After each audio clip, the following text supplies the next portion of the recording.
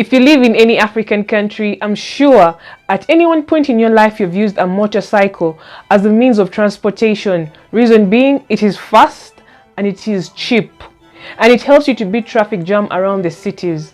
But did you know, if law enforcement is not implemented in most African countries, reckless motorcyclists will be the main cause of death for 90% of all road accidents in Africa by 2030.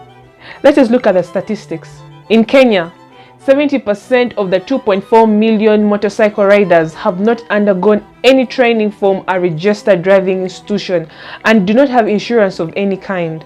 And this is the main reasons of most road accidents in Kenya. The riders are not equipped to ride on the roads. In Ghana, 40% of all road accidents in 2021 were attributed to reckless motorcyclists.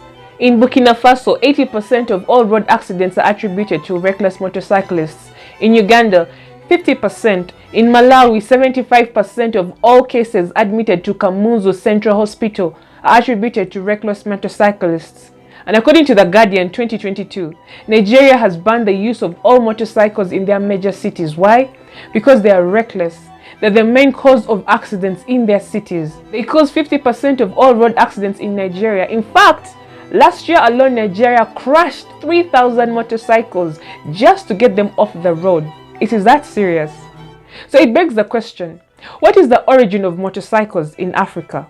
Well, it depends where you're coming from. Because in East Africa, motorcycles began in the 1960s. They were used as a means of transportation between borders. When you're crossing the border of Kenya, Uganda or Tanzania, you'd use a motorcycle. Hence the term border. So motorcycles in East Africa are referred to as border.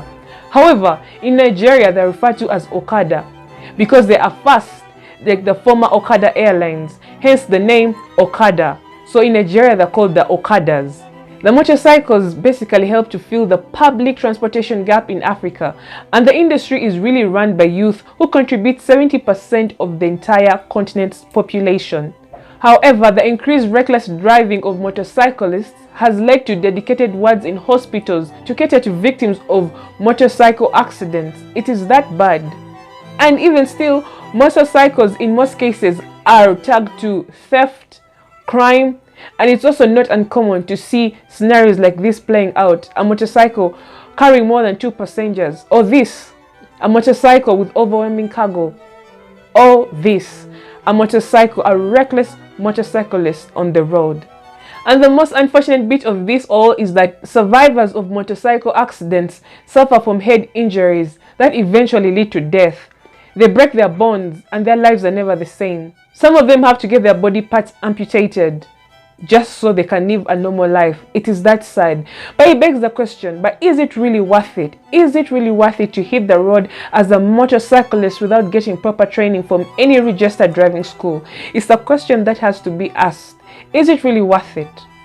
Learn how to drive from a professional driving school and you can save your life or the lives of the passengers that you may carry.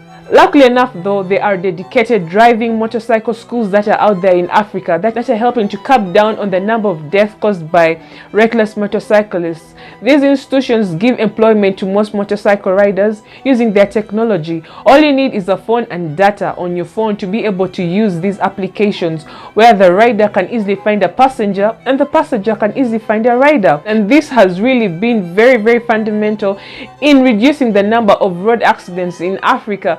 And the beauty about it is that the company has the details of both the passenger and the riders. So in cases of theft, crime or murder, it is easy to trace down either the passenger or the rider. And it's something that employ most African countries to incorporate in their countries, but also putting more emphasis on making sure the law works. Law enforcement has to really take its course if the issue of road accidents due to reckless motorcyclists is to be addressed. And I do understand not everybody is fortunate enough to afford a phone and data. However, what you can do is to do proper analysis of the rider and the bike that you're going to use as a means of transportation.